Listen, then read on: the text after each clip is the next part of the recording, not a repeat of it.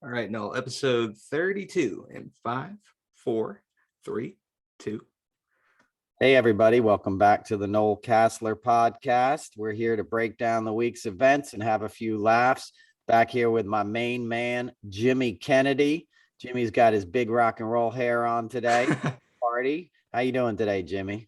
I'm doing great, man. The rock and roll hair pairs well with the Woodstock 1969 shirt, so peace and love today coming from LLJK, as I'm known on this program. Exactly. Ladies love Jimmy Kennedy, and you're going to a wedding tonight, huh, Jimmy?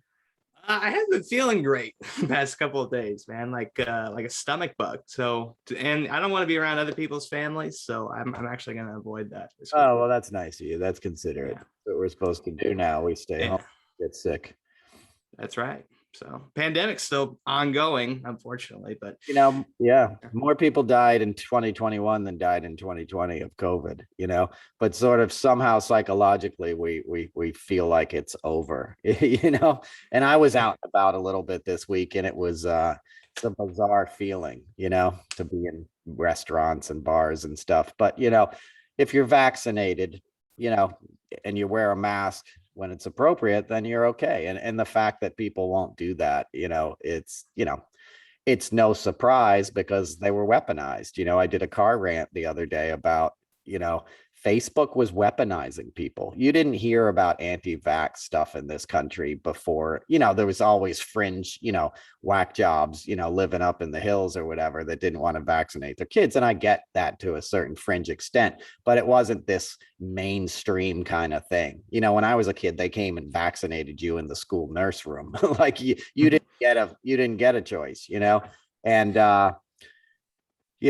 Facebook was sort of laying the groundwork for many years for what we saw coalesce in the Trump, administration, that a lot of people had been flipped psychologically to be more susceptible to all this right-wing dogma. And we learned recently that, I think something like 9 out of like the 15 top like Christo-fascist sites, really for right-wing Christian sites were bots. They were coming out of Eastern Europe, or they were fronts. They were GRU, propaganda tools. And it really is the perfect beast because it was a perfect culture to be susceptible to that. You had this right-wing element, this I am the NRA, I have a pickup truck, I hate liberals. It all started under Reagan. It was taking back like a culture of empathy. Empathy offended a big chunk of America, and libertarianism and really wealthy billionaires were able to exploit that. As I've discussed many times on this show, the Koch brothers and all these guys were reacting to Jimmy Carter. They were reacting to the specter of solar power, and environmental responsibility sort of dawning in America. The fruition of 1969. The hippie, Woodstock wasn't just about like rock and roll and dropping acid. You had the hog farm there, Wavy Gravy, who I've gone to a bunch of his birthday celebrations. I know Wavy Gravy. He fed all those guys. Granola was invented at Woodstock because they needed to figure out a way to feed these people, because Woodstock was a logistical nightmare, by the way. What you think of as Woodstock was like a PR push that it was this great time. Actually, a lot of bad shit happened, and it was 300,000 people. You had more people at Watkins Glen, which was a Grateful Dead Allman Brothers concert a couple years later. You had 600,000. But Woodstock was like a marketing effort. And I know some of the guys who put it together. I know Michael Lang. I know the guys from the University Club that backed it. What we think of as Woodstock is kind of bullshit, and I lived in Woodstock as a kid, right? My dad lived there in the 70s. I lived in a tent on Todd Rundgren's farm, when I was a kid. Like, I grew up in the middle of that myth, but a lot of it is a myth. Okay. It wasn't the great time and sort of like bucolic situation that everybody kind of is handed down, as a marketing tool. And that's why they kept it alive. And we won't get into that. But in the midst of that, there was a good thing blossoming. Like my friend Graham Nash is the guy who injected a lot of the peace and love into the 60s, you know, like Paul McCartney would play all the masters to Graham before he'd put out Beatles albums and stuff. Graham is really the guy who was like, love each other, you know, teach your children, like, let's take care of the next generation. And that's a part of the sort of hippie environmental movement that I came up in. You know, I always say, like, I liked the batik side of the 60s movement. Batik was a form of like tie dyeing where you'd use wax and stuff to make these ornate t-shirts and tie dye. You know, when in the 70s there were these elements that were trying to like feed children organically and get back to nature. You know, Joni Mitchell talked about that, obviously, in her Woodstock song, Getting Back to the Garden. There was this sense of like, let's make the world better for the next generation. Let's put an end to war. You know, let's put an end to all these other things, you know, and unfortunately corporate interests kind of won out and branded all this stuff, and rock and roll became big giant stadium tours, you know, and about millionaires living in castles and stuff. But for a brief moment, there were things that we're going to make the world a better place, you know, and the solar movement, no nukes movement, you know, that happened in the 70s and early 80s. So my point is, there were a lot of good things on the horizon sort of taking root culturally. And Jimmy Carter, as we said last week, his administration was kind of like, you know, the first sign of that going official. And that freaked out the Republican establishment. It freaked out, you know, the guys that were making billions of dollars off of oil companies, the Koch brothers and stuff. They don't really want you being environmentally conscious, you know, because their job is like having rusty pipelines all over the country, you know, that if they leak, it's a management philosophy. It's better to leak than do the repairs because you have to take them offline, right? And what did we see last weekend? A huge oil spill, you know, off the coast of Huntington Beach in California. You know, and once again, animals, you know, birds slicked in oil, you know, the beaches are all closed out there. It's insane to me that we do that. You know, you have underwater technology now. I know somebody who's, you know, at the vanguard of that. You can, you know, you have hydrofoil technology. You can generate power by putting these turbines underwater and just using the ocean's natural current to generate electricity. You know, there's a gazillion things we could be doing. Solar power, all this stuff, you know, and those interests are still trying to fight it. As much as Kochs and all these guys funded libertarianism, you know, at the dawn of the Reagan era, they're still in the game. That's what Kristen Sinema is, right? We learned yesterday that she wants to carve out hundreds of billions of dollars from the climate legislation in this infrastructure bill. She wants to gut the climate, you know, regulate the funds that were there to take care of poor neighborhoods. You know, poor communities suffer most from climate change, from flooding and all this stuff, right? So there was provisions in this bill and hundreds of billions of dollars to sort of take care of that and address those issues. There was rebates for people to use solar power and for companies to switch to solar power. And that's what she wants to cut out of the bill. Now, why does she want to do that, Jimmy? Because she's serving her masters, okay? Because Lady Footlocker is bought and paid for by special interests, right? And she can gut that out, and then she could put on a purple dress, you know, and a purple wig and some, you know, pink Nikes and run down the hallway of the Senate like it's cute, you know, and continue to rake in the money for the next couple of years, you know, until she gets kicked out of office, if she even does, you know, and that's where we're at, Jimmy. It's the same battle, is my point. You know, you're wearing a t-shirt that represented a philosophy that was basically tamped down. You know, the war on drugs, all that stuff, you know, it was like, stop this, stop people freeing their minds and their philosophies. Big business is the law in the United States. You know, the United States is a business. You know, you think it's a democracy. It's not. It's a business. All of our wars are fought to make money for certain companies. They're not fought to free people. You know, we had to be guilted into World War II. We weren't jumping over there to go save anybody. If we could have avoided it the whole time, we would have. You know, Churchill had to shame us into getting involved. You know, we don't care about human lives. We care about money in this country. Well, and the thing that kills me, you have Christian Cinema coming from Arizona, a place that's already hot, you know, and dealing with climate change. And you've talked about it here before. If one of those grids goes down, we've seen it happen in Texas already with the climate change issues that we're having year to year. it's going to just continue to add to the chaos. And I know the answer is more, because that's the concept of capitalism when you get to the level of the Koch brothers, but they've made money the last 40 years, hand over fist. How much do they really need at the end of the day? You know, it's just hard to believe. That's what I'm saying. That's what greed does, as much as you can get. You know, you don't stop. And then, you know, like you said, in Phoenix, people will die in the tens of thousands if they have a heat wave and the power grid goes down and it's 130 degrees out in Phoenix. People die in massive numbers, right? Because all those buildings are sealed up for environmental reasons now, which makes sense. But ironically, you know, if the AC goes out, you can't just open the window, you know, and even if you can't be out there on those streets in that kind of heat. You'll die.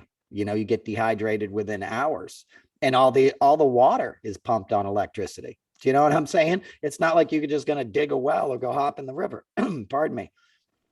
So it's catastrophic, and it'll affect her state more than any. And she doesn't care. She's not going to be able to run a triathlon in the heat wave, but it's not about that. It's about, I got mine, right? Look at Mark Zuckerberg. You know, the guy's like a trillionaire. You know, he's got more money than anybody's ever going to need in for 1,000 years of their offspring. You know, there's nobody with a last name Zuckerberg that would ever go without a Bentley for the rest of time if he wanted it to be that way, right? But he wants more money. And we learned from the whistleblower that Facebook knew, I mean, we always knew they knew about Myanmar and the slaughter over there and didn't do anything about it. Frontline did a genius piece on Facebook a few years ago. This is nothing new. You know, anybody who's paying attention knew all this stuff. You obviously knew how the Russians got involved, you know, with Facebook, as I've discussed on here many times. They micro-targeted certain demographics. You know, Kushner was able to find out about that. Kushner went to Harvard with Zuckerberg. They're 3 years apart in age. So they were there at the same time. You know, I don't know that they were friends, but they definitely have a lot of friends in common. And when Trump was running, one of the main things Kushner did was he found out from his buddies out there in Palo Alto, how do I micro-target people? You know, how do I flip these people in Wisconsin, you know, that go to Travis Tritt concerts and have AR-15, you know, stickers on their pickup trucks, but voted for Obama because they're in a union. You know, how do I flip those people? And they found out where these people were, and then they started hitting them with Hillary, you know, articles and stuff on Facebook for years. She's a communist. She's a crook. Her emails, blah, blah, blah, you know, Benghazi, you know, and all these dumbasses, you know, and not even always dumbasses, just people that were busy. You know, they're taking care of their mortgage and their families and working and stuff. Not everybody has 8 hours a day to you know, read newspapers and politics and stuff. And the newspapers were giving you the same message. It wasn't like the New York Times was doing Hillary any favors either. Let's be real. You know, I saw Jeff Zucker this week, by the way, sitting in a restaurant called Michael's New York. It's where all the media hang out in New York City. And he's just sitting there holding court, you know, with like 8 dudes around a big round table, you know, in the window, just, you know, being the king media, you know, King Midas in the media. And like that guy, more than anybody, could have stopped Trump. Okay. He was the head of NBC Entertainment when Celebrity Apprentice and Apprentice was happening. He knew all the stuff Trump was up to. He knew Trump couldn't barely read. You know, he knew it was the last guy who should have been president, but it was a cash cow. You know, you were going to make a fortune off the guy, and he did, you know, and he still does. So my point is, well, I'm getting off on a tangent, but so Kushner targeted these people, gave that information, you know, through Konstantin Kilimnik, right, who's tied in with Putin, and through Paul Manafort. And they targeted those people, and it worked. And they used Facebook to manipulate American people during an election, right? And then they did it again, right? We learned 2 weeks ago that Zuckerberg and Kushner had a private dinner at the White House with Trump, right? And their wives, you know, and Ivanka and all this crap. And they said, okay, we won't label your political ads as misinformation if you don't regulate Facebook, right? Done deal. So that's how they helped do it again in this last election. And it didn't even work. And then Trump attacked the Capitol and tried to subvert it anyway. But my point is he knew that was going, and money mattered more than that. They knew on Instagram that they were harming young women and girls, with body issues. Because every time they log on, they're seeing Facebook Reels, some, 17-year-old twerking with a perfect body. And they're like, I don't look like that. I'm never going to be loved. Like it's inhumane. It's inhumane when you're harming the psyches of human beings for profit. You're selling a deadly product, it, you could easily change it. They could change the code in an afternoon and change those algorithms so it didn't do harm. And they have no interest in that because there's no money in that.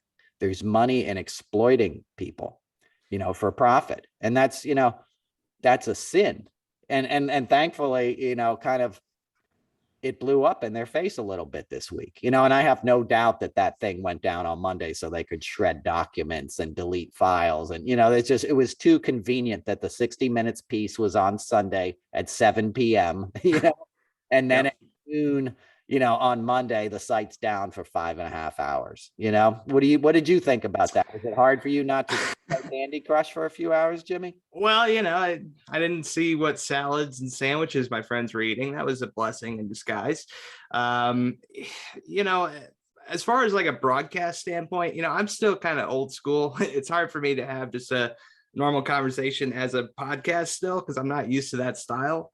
But with like the broadcasts that people watch on Facebook, similar to the one that you see with Steve Bannon, you have a ticker at the bottom, all the graphics, the flag, all the components are there to make it look legitimate. And a lot of the broadcasts coming from a broadcast background, they look as legitimate as CNN. They're not as credible because it's all BS. But if you don't know the difference and don't know how to distinguish between media sources, you're going to be vulnerable to that sort of thing, right? Absolutely. And Steve Bannon, that one is super dangerous. I've seen it. It's called War Room or something, and it has a ticker, a crawl across the bottom, and it looks official. It looks like, oh, this is a news guy. He looks like, a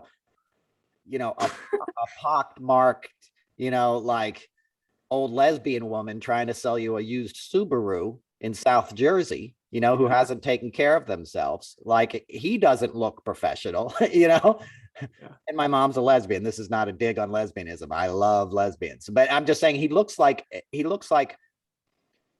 an alcoholic old woman, like the guy is clearly insane with his two shirts. And there's nothing, I'm not trying to be, transphobic or something. And we'll get into Dave Chappelle in a moment, but, and I didn't see his special. I'm not the huge fan of his that most people are, but anyway, it does look official, and people believe that, and OAN is backed by AT&T. We learned that this week too, right? Now, that's what I'm saying. Everybody wants a piece of this pie. There's a lot of money in this disinformation. Our new media climate is disinformation. That's why I was mentioning Jeff Zucker, right? Jeff Zucker had, the guy, from Pennsylvania, who we finally had to fire. Do you know who I'm talking about? The ex-senator, congressman. Yes. Yep. I remember that. Yeah. Always has like the other side on, Santorum is the guy's name, Rick Santorum. The guy's been an asshole for 20 years. Everyone knew it, but CNN will put these guys on. Anderson Cooper, who I've used to work on CNN Heroes with, his show is entertainment now. It's not even news. I saw him do 20 minutes on William Shatner trying to get viral clips where William Shatner was making Anderson Cooper break up and laugh. And Anderson was just desperately trying to laugh like it was so funny. And it wasn't funny. It was just cheesy. But you could see Anderson was just fishing for a little clip that you could put on Twitter and say, hey, look. And, William Shatner breaks me up, and it's 8 o'clock. It was literally during the hour that news broke that a circuit court had blocked the Texas abortion law.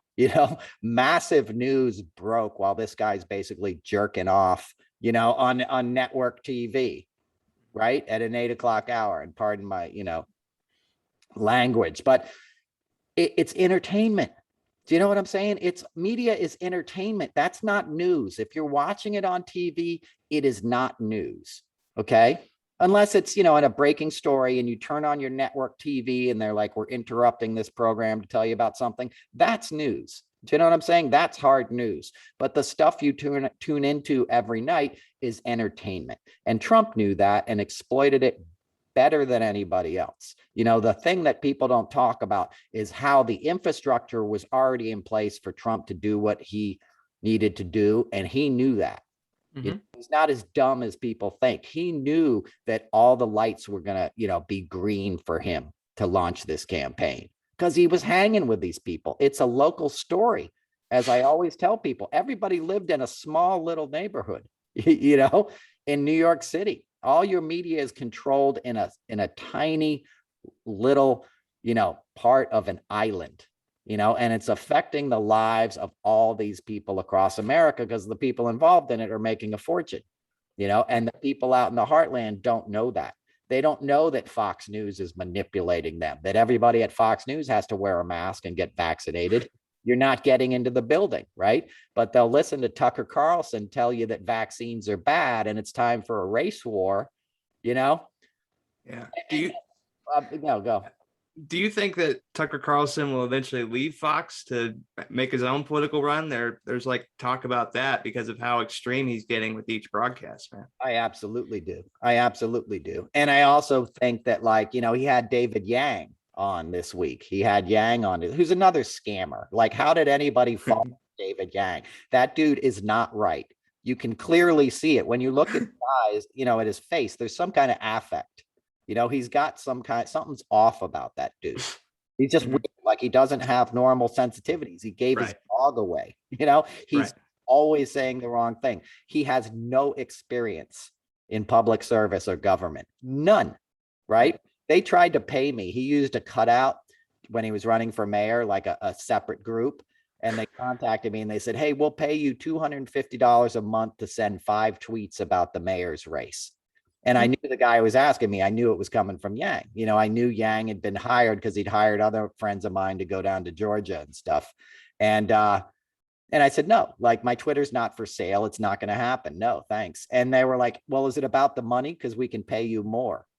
And I'm like, no, it's like, I'm not going to hoodwink people. I'm not going to have people thinking I'm tweeting about the mayor's race out of my own interest. And in reality, I'm getting paid, by somebody. So that's what David Yang is. He was trying to buy voters. That's what that $1,000 fixed in guaranteed income was. It wasn't his idea. There's a gentleman in California who's been doing that for years, but Yang took credit for that. And then he took credit for Georgia, and flipping those 2 Senate seats, right, in January. And then he said this week, I would have left the Democratic Party had I been elected mayor. So he was lying to people, How do you think you would have gotten anything done in New York if you left the Democratic Party? As a New York mayor, you have to work with Albany, with the state Senate and legislator. How are you going to do that when you just left the party? He would have been dead in the water. And it's like I said, there's some kind of affect that's just wrong with the guy. He just doesn't know how the world works. And if you criticized him online, you would have these blue hat bots just attack you. Because I went after him a couple times and I would just get sick of blocking people because they'd be like, screw you, Yang rules, blah, blah, blah. He's paying all those guys. It's the bullying factor, right? It's big money and then bullying people. And I'm going to make a point here. And that's what modern politics is about, right? So it's no coincidence that Tucker Carlson had Yang on his program this week, right? Because Yang said, I'm going to announce an independent party, the Forward Party or something, right? So Tucker announces, he goes outside the Republican Party and he's already making friends and overtures to people like Yang, right? Who have built-in, armies online, right? That's why anybody who's like, follow me, become a follower of me, put my name in your handle on Twitter, anybody who's trying to build a following, like an online army, should scare you. Because it's the same mechanisms of a cult of personality. I'm going to become so big, I'm going to monopolize this. And anybody who stands up to me is going to get squashed, right? That's not how we're supposed to do things, okay? And that's something that you can do now because of this social media, and the power of it. And that should terrify people. Any group that's buying up all the other voices, come under my one umbrella. We'll all be stronger together. That's scary, man. Well, and I have to keep this in mind as a newly 27-year-old guy. When you're talking to even people my age, I know a few famous folks that are younger, and when you're talking to one person, you're talking to 1,000 to 10,000 with how many followers they have. So, and everybody's got a camera in their pocket, So when you go on Facebook Live, you become a news gathering person. So that could play to the benefit of society. We saw that with George Floyd and what happened with him. That was captured on a phone. So it's just using these tools in the right way, I think, is my point with that. Yeah, George Floyd is a great example of it working, and all these examples where we saw this racial injustice and this this police violence against African Americans, which has been happening forever. And people tried to warn us and we didn't listen. NWA was right. They were telling the truth, right? And what happened? Time Warner tried to attack them. This is wrong. How dare they say this about the cops? They were just telling the truth. They were getting murdered by the Rampart. The Rampart scandal, they're still a gang in LA. They're still doing that. Who are the guys that are all anti-vaxxers now? It's cops and firemen and stuff that are leaving their jobs and refusing to wear masks. Jimmy, at the height of the COVID epidemic last year, I would drive past Midtown South, which is a huge police precinct in New York, covers Times Square and everything. Sure. They'd all be lined up for their shifts. The cops would stand out on the stairs before their shifts. I'd only see one or two with a mask on. Out of 150 cops, beat cops that were about to walk patrol, you'd see one or two that were wearing masks. And those were always minority cops, right? All the white, Joe Irish, Joe Island guys, they weren't doing it from the beginning because they'd already been politicized, right? And the head of the Sergeants Benevolent Union got arrested this week, right? He got, he resigned. I think he's about to get arrested, but the FBI raided his office. The cops were a gang. The cops enforced that status quo that I talked about at the top of the show, Jimmy, right?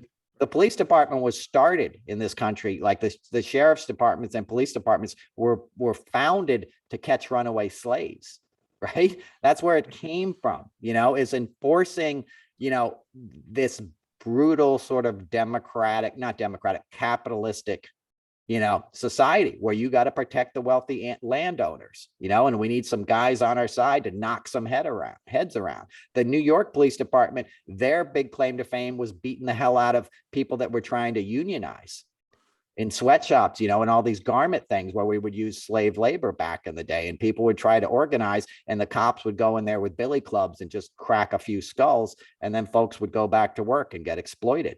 That's what they existed for, was to, to help the industrialists retain power and use human beings as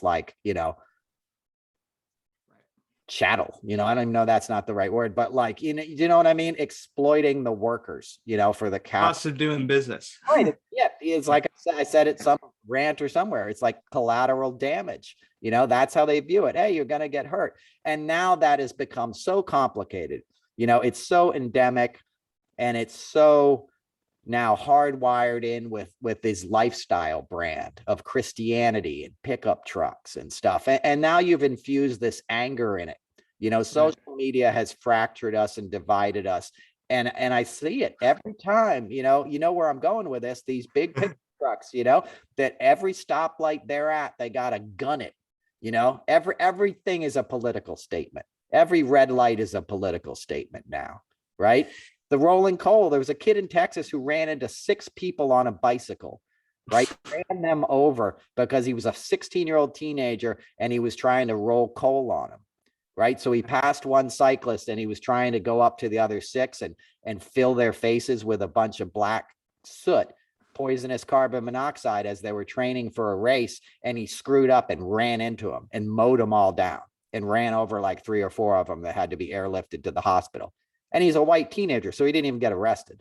He said to the cop, am I going to go to jail? And cop's like, of course you're not. You're a white boy in a pickup truck. You're MAGA. They're hippies on bikes.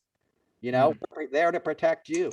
And there was so much outcry that there is a DA looking into the case now. But, if that was a black kid in Texas who ran into a bunch of people, he would have been in jail, you know, before he got the question out of his mouth. And my point is, it's this cultural thing, right? And there's totems of symbols of who you are and what side you're on.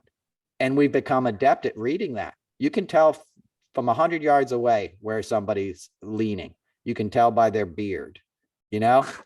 And, you know, the MAGA people wear t-shirts, you know, if the guy's got a picture of Rambo with Trump's face on it on his t-shirt, you know, Yeah. you know, the rest of his life, you know, and how do you change these people? How are you can't get these people to take a vaccine in a deadly pandemic. They've already failed the biggest test of their lives. You think you're going to get people like that to understand what you have to do to save the environment? You know, you think you're going to get guys like that to conserve energy, to not put 15,000 lights on their, you know, house at Christmas time because they want to like best their neighbor on who has the most stupid lights on their house, you know, and burn electricity? Because we got to stop doing all this kind of dumbass stuff. We got to stop acting like it's an unlimited resource, fossil fuels, or we got to let somebody like Joe Manchin and Kristen Sinema, two people that are in the pocket of big oil interests and pharmaceutical companies, decide the fate of our nation, right? And there's a reason it's always big pharma and big oil buying these guys, right? Because they're two sides of the same coin. The fossil fuels will give you cancer, right? And then the big pharma companies will sell you OxyContin to keep you comfortable while you die of cancer. You see what I'm saying? It's related. One thing makes you sick, the other thing doesn't cure you, but manages your illness if you can afford it. And it's just, you know, it's like we need a holistic approach, as you said. You know, we need to understand how all these things are tied together, and we need to call out the people that don't have our best interests at heart. You know, but it's very hard to do that in this day and age because there's so much noise and there's so much online stuff and there's so much unhelpful stuff. Like you mentioned, you know, using a video camera for George Floyd is a good idea, but is it a good idea to like follow Kristen Sinema into a bathroom? You know, right. Those people put up to that by some other political group that wanted to tweet out the video and get a bunch of likes? My suspicion is yes, you know.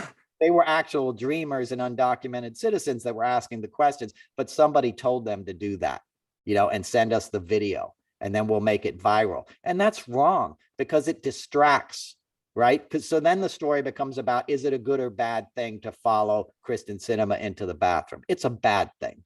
Okay. You can't call out the right for following, you know, calling out school children and moms when they come out of classrooms and schools at the end of the day. You can't admonish that and then say it's okay to follow, you know, Kristen Sinema through an airport or to go up to her on an airplane, right? And I know she doesn't have town halls and I know she's hard to reach, but there's better ways to do this than sort of the same narcissistic, you know, tactics, right? I never liked this gotcha stuff.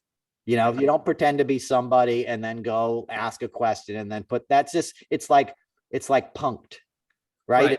You know, it's just stupid. It's lowering the dialogue overall. You can still hold these people accountable without, you know, making a mockery of the whole process because then nothing gets done. We don't get to discuss substantive issues. We have to have a debate for 5 days on whether or not it was a good thing to do that. Right. Well, and I want to make one point. You talked about how big pharma and big oil work together to ensure that sickness is perpetuated. You know, there's a reason why Britney Spears didn't promote radishes. You know, instead of promoting a healthy alternative, what do they have her promote? Pepsi. You know, things that get people sick. There's a reason why things that have high fructose corn syrup are constantly, you know, on TV. And I agree with you, man. I mean, the subpoenas that were issued this week, you know, if you don't actually enforce those and arrest the folks that are telling you to kiss their ass, everybody's a cartoon. We've talked about the GOP and how they have cartoon characters on their side. If you don't actually enforce the safeguards you put in place, then the democracy's over. Right. So, they stopped enforcing it 3 years ago, Jimmy. Yeah. Right. They weren't enforcing any of those subpoenas during Trump's administration. Right. You know, I hope they enforce them now. I'm not holding my breath, the jury's out on whether Rick Wilson was right, the other day, but, I trust the information that he's getting actually, because he had this big thread on like how they're not going to enforce the subpoenas, and they haven't enforced them. It's really hard for me to imagine Steve Bannon testifying before Congress. He might do it just out of narcissism, right? Because his War Room podcast is going to be extra popular that night. So he might do it to his benefit and just get up there and plead the fifth or go on some tirade. It's actually a great opportunity for him. And he's such a whack job. And he does have a Subaru to sell, Right. Yeah. I mean, it's just like, when is there going to be somebody that's going to go in there and not care, just kick ass, and try to get back to a point of some, but you don't get back. I guess that's the bigger point here. Right. Trump broke things. The biggest mistake was Biden thinking like, well, I want to get back to business as usual. I'm not going to get involved with the Justice Department, right? I'm going to, that was great in a pre-Trump world, but Trump weaponized the DOJ for 4 years. He used it as his personal law firm to get out of rape allegations, which are true. He did rape E. Jean Carroll. He's raped many, many people. He's raped friends of mine. Okay. He's a rapist, and it was no secret, right? So a guy who's done that to the DOJ, you can't just be like, well, it's going to go back to the old times. And Merrick Garland was the wrong guy, right? You needed a guy who's in there, who walks in on day one and says, hey, who was appointed during the Trump administration? Raise your hand. All these guys raise, okay, get the hell out right now. Pack up your bags and get out. I'm firing everybody, and we're going to look at this. And that's a general, obviously you can't do that. You need to operate, but you could have figured out who implemented all this bad stuff during the Trump administration, right? Right. Those guys, we've had a couple scandals break where we found out, that the people who let, like, remember when they tried to go to Apple and get the communications of congressional staffers and stuff? That was done through the Department of Justice, and the guys that did that were still on the job, and they were Trump employees, right? So people like that had to be immediately fired. And you've never had a time in America where you needed performative justice. And I don't mean performative in the negative way. I mean, you needed action. You needed that. You need to rebalance the scales of justice, because they tipped in the way of corruption for so long that you needed somebody who was going to be like, nope, it's swinging back, towards moral clarity. And we haven't had that. We had a guy who goes silent. Clearly Merrick Garland is not the man of the moment, because he's already failed the moment. We're coming up on a year and he hasn't done anything. And time is not on your side. Trump has already gotten away with this. As I always tell people, he's 75 years old. You can't even punish him now if you want to, because he'll tie it up in courts till he's 80. You know what I'm saying? And then the judge is like, I'm not sending an 80-year-old ex-president to prison. You know what I mean? He can spend out his days in house arrest at his, golf club. Like, you're not really ever going to get justice from Trump, but you could have stopped his kids. You could have stopped the damage that they're doing in the meantime. You could have gotten Don Jr.'s cell phone records, on January 10th or, or January 30th, when you had control, and they're still walking free. Right. And they're winning. The GOP has had a better year than the Democrats have. If you really want to think about it, and that's not to take away from Biden's accomplishments, because they're many, right? But our whole thing is getting held up by 2 senators now, that are owned by big business, right? And Trump's telling the rest of the GOP not to vote for the infrastructure bill. The guy should have disappeared, and instead he's having rallies every weekend, right? And walking free as a criminal. So you needed somebody who was going to come forward and kick ass. There's a new sheriff in town. I'm rooting out corruption, and that's not what we got. And people are frustrated. And that frustration feeds an engine that is easily corruptible, right? Because then people do look for alternatives, right? Then they say, okay, well, maybe I should give Yang another look, who's playing comedy clubs. He's literally on a tour of comedy clubs and like city wineries and stuff, giving these speeches. He gave one in DC. It allows for the carnival aspect of our political dialogue to get ratcheted up when we should be going in a different direction, and you needed strong leadership to do that. I still have faith in the January 6th commission. Benny Thompson is great, who's leading it, but you have to drag these people by the scrum of their necks, throw them in the hoosegow if they don't. The FBI should be at their door. It's next Thursday is when they're scheduled to appear. They've already said, F you, I'm not handing over any documents, right? And Trump's lawyers have already sent letters to them all saying, don't hand them over, right? So that can now be tied up in the courts for years. That's the thing with Trump, is he knows how to use lawyers. He's a rich guy. That's why nobody ever took him out, because you don't want to spend 4 years. Most people can't afford to defend themselves or prosecute lawsuits. It costs a fortune to put, you get a DWI, it costs a fortune. You try to sue a billionaire, it costs a lot more money. Whether or not he's a real billionaire, he's close enough that these law firms always line up to represent him, and they're big law firms. And there's one doing it this week, and he knows that. He knows there's hungry, immoral lawyers out there that are always going to take his money, right? So he can tie this stuff up and put a fly in the ointment of justice and how this country works. And he's done it forever. That's why he got away with being a money launderer and a sexual predator and all this stuff, because nobody wants the trouble. Right. Well, I'm just going to be honest. I'm angrier now than I was with the 2020 election. And I guess when I'm trying to figure out for myself, and I'm sure many people listening want to figure out the same thing, and maybe you have an answer, Noel. How do we channel the anger in a productive way? What can we do as people to try to make this right? Listen, you have to go within, right? Yeah. You have to answer the negativity with positivity. And I don't mean a Pollyanna-ish burying your head in the sand, but you have to counter the darkness with light. And that comes through empathy and compassion, right? Think of the climate situation, that you have to do what you can to make it better. You have to turn off that light when you walk out of that room and you're not using it. You have to not mow that lawn every 2 weeks or every week. You have to let the grass grow. You have to let the butterflies go free. You have to, all these little acts add up, and you can do it all throughout the day. You have to save life and respect it and honor it wherever you see it. I drove into the city the other night, Jimmy, and went from Westchester, right? So about an hour 10, down a highway where you're going like 65 miles an hour. Yeah. Now, my yard is like 4 acres of like wild meadow, and bird sanctuary and rivers and stuff, like it's wild out here. I was walking out yesterday with a friend. We're walking through the grass, and there was a deer leg just sitting there because the coyotes had taken out a deer. Dang.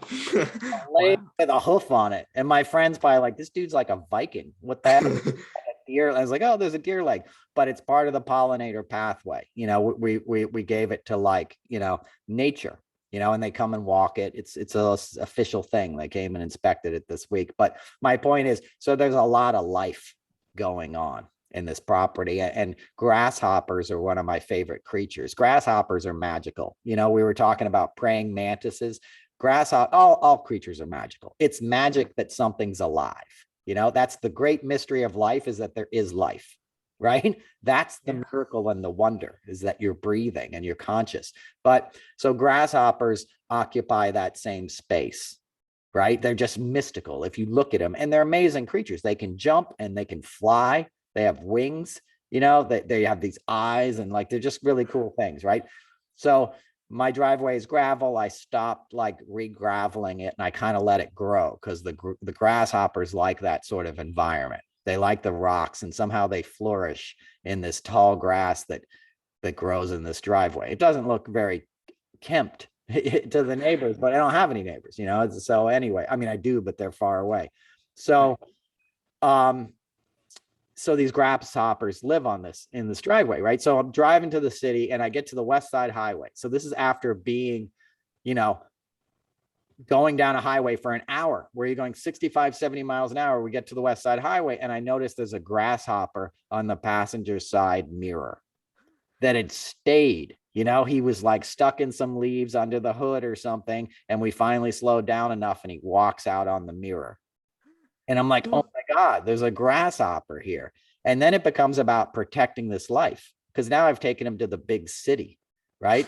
So then we drive around until we can find a place to park where he can get to some trees and some grass, right? And I know that sounds extreme to people and crazy, and that's the kind of weird hippie dude I am, right?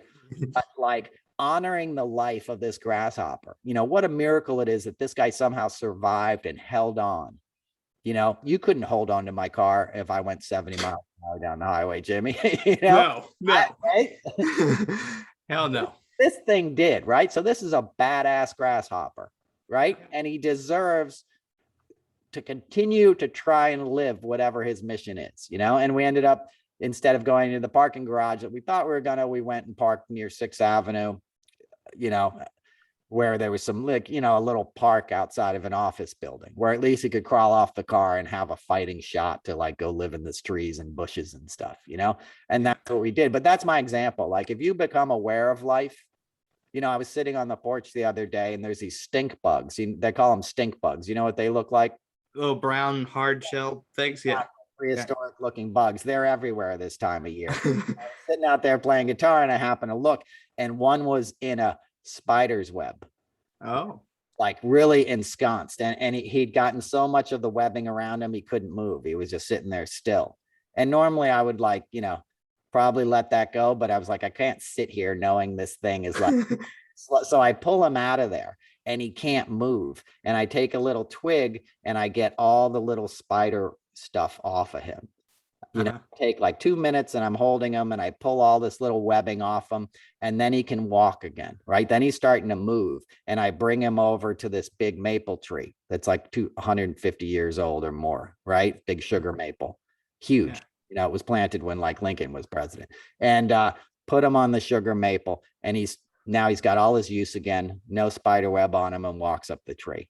Gets a second shot at life, at being alive, and I get to see the wonder of this thing moving again that was gonna like, meet a fate, right? And then I walk back and sit on the porch and I see the big wolf spider is pissed. Like, he's sitting there by the rock like, dude, you just gave away my dinner, But I left the web intact, and there's plenty of bugs around and smaller bugs that he could dine on. So he was gonna be all right. I do well by spiders around here. I let spiders live everywhere. That's the other thing, spiders are part of the ecosystem. You don't smash a bug when you see it, let it live. You'll have a healthier house if you have little spiders around it, believe it or not, because they'll take care of other insects and stuff. I know that sounds radical and not everybody is geared that way, but the larger point I'm trying to make is we're taught to be separate from nature, right? Especially in our society. It's all like, clean and Febreze it and do all this other stuff. We are part of nature, and that's what can save us. That's what's going to heal us, Jimmy, is realizing we're part of everything, and we have to treat everything with the same amount of respect we treat ourselves with. And the reason we've lost so much respect for ourselves is because we've lost respect for nature. Even if we're not conscious of it, we've subconsciously degraded the value of life, and we feel bad about that, and we feel shameful about that, though we're not aware of it. It comes out in our actions. So what you can do is honor life. That's the spirit that we need to connect to. So anytime you have an opportunity to be compassionate or empathetic, take it. And then you become like, a warrior for change. Like spiritual gangster, as they say, in your class. You become part of a deeper wellspring of wisdom. And then you'll find answers come to you, like the more you tune into that, the more the right thing to do becomes obvious and intuitive. Right. Like, Walden's Pond, that like Thoreau would just sit there and watch birds all day and understand that that's not a waste of time. It's not a waste of time to be present and observing in nature, because it'll lead you to presence, and if you get in the moment, then you can understand sort of what needs to be done on a deeper level. Eckhart Tolle, I don't know if you've read him, you should read like The Power of Now or A New Earth. It's all about that. 100 million people were slaughtered in the 20th century because of wars, right? Because of genocides and wars that were prosecuted by ego-based leaders. from Hitler to Pol Pot to all these psychopaths, that were acting out their own pain bodies, their own malignant personalities telling them, what the right thing to do was and to persecute another human, right? Right. Right. The opposite of that is going beyond your mind, okay? Getting present and realizing you're connected to the whole of humanity. And that's what your Tucker Carlsons and all your people are against. Tucker Carlson has it in him to be a fascist psychopath. Trump was a fascist psychopath. Do you know what I mean? We're now in an age where they're multiplying around us. So to answer your question, how you counter that is with love, right? It's presence. That's an act of love, right? Not walking away from the little bug and taking 20 minutes, and pulling the little cobwebs off of him was the best thing I did that day. If you want to understand my life, Jimmy, and this will sound very weird to my listeners, but like I was on tour in Texas once with Steven Stills, and I was road manager or whatever, and we're playing a gig. I think we were with Kenny Wayne Shepherd somewhere in Houston, and life is hard on the road. It's fun and cool, but it's got its drawbacks. It's a grind. And the longer you're on tour, the more of a grind it is, and I was in a restroom one day, and it's going to sound crazy to people, but I was in a restroom in the gig we were doing in Houston or whatever. And I went into pee, and there was a cockroach in the urinal, right? Like on the urinal cake, there's this big bug, cockroach, right? Gotcha. Yeah. And if I just peed and flushed the thing, he would have been dead, right? So I got like some paper or whatever, a paper towel, and I got him to crawl on it. And I took the cockroach and I put him outside, right? And let him live. And most people probably would have just flushed that toilet or not given a second thought. But I knew in all the grind of what I was doing on tour that was the best thing I did that day. That was the most meaningful thing to me that I would do that day. Even though I helped put a rock legend on stage and we played a concert for 5,000 people and everybody had a good time, then we got on a big diesel engine bus, and put a bunch of pollution back up into the air. And we ton of electricity to do the concerts, right? Because rock and roll is not green. I'll get into that on another episode. The people are singing about being green, but the actual logistics of a rock concert it's an environmental calamity practically every day. And things like Global Citizens broadcast, whenever you see these big festivals on TV, they would come pollute Central Park every year to pull that thing off. Diesel generators up and down my neighborhood in Carnegie Hill in the park, pumping poison in the air to tell people not to use plastic bottles like water. But you know what I'm saying? Yeah. So there's a lot of, catch-22 kind of things going on here. And people mean well. We're just at the beginning of this battle. But my point is, listen to your own truth. Don't listen to that voice that says, that's crazy. Why would you save a cockroach? Or somebody tells me that's going to spread disease. Yeah, I didn't eat the thing. Like, it probably wasn't that, sanitary, but so what? He's a bug. He's got a shot at living out his life. Do you know what I mean? So that, I don't know if you know what I mean. I don't know that anybody knows what I mean about that, but I know what I mean by that. Do you follow me, Jimmy? I do. Yeah. Truth. You know what the right thing is on an instinctual level. And a lot of humanity is trying to drown out that voice and listening to the programming of others. We're all a product of what other people told us we were. Just like somebody said, you're Jimmy Kennedy. No, it's just a name, right? That's just a name that your parents had or whatever. It's like, when you pass away, like there's a day you were born and the day you died, and there's a dash in the middle of it, right? That dash is your whole life, right?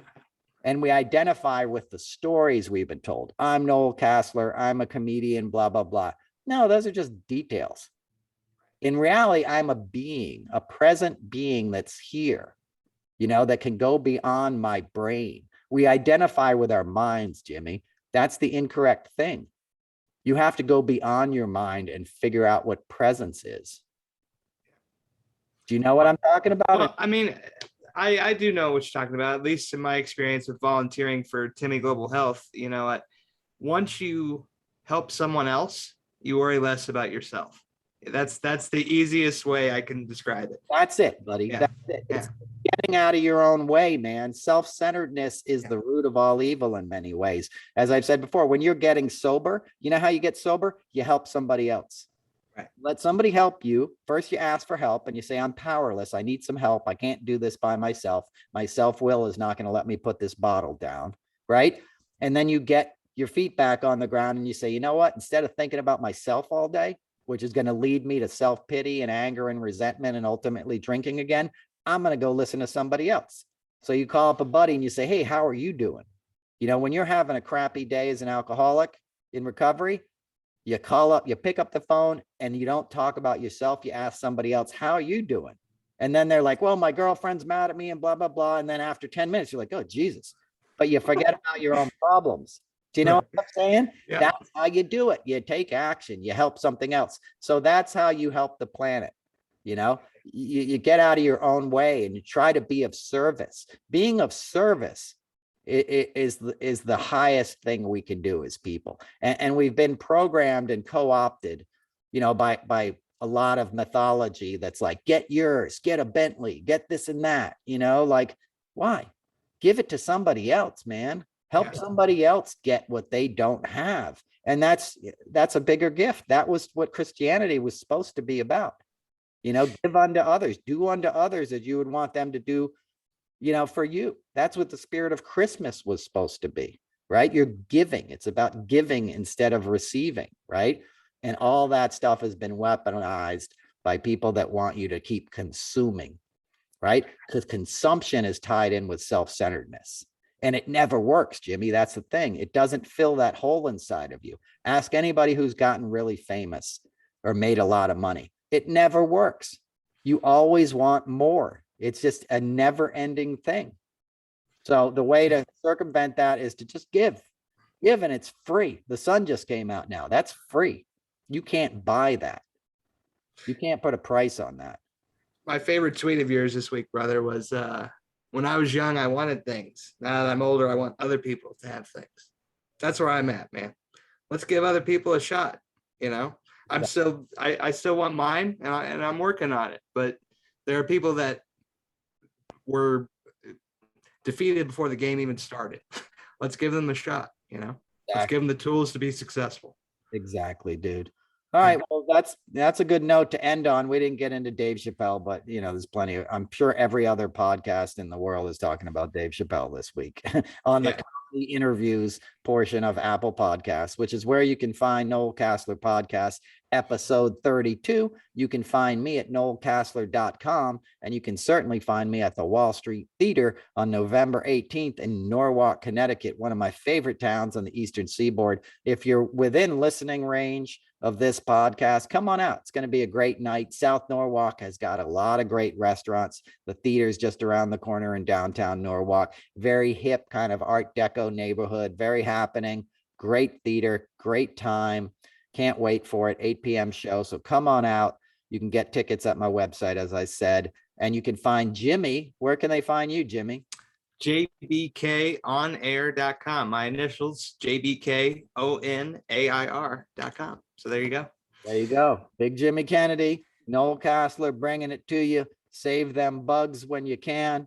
Live your life. Help somebody else. Stay safe. We love you, and we'll see you next week. Episode 32 is done. I'm out. Peace.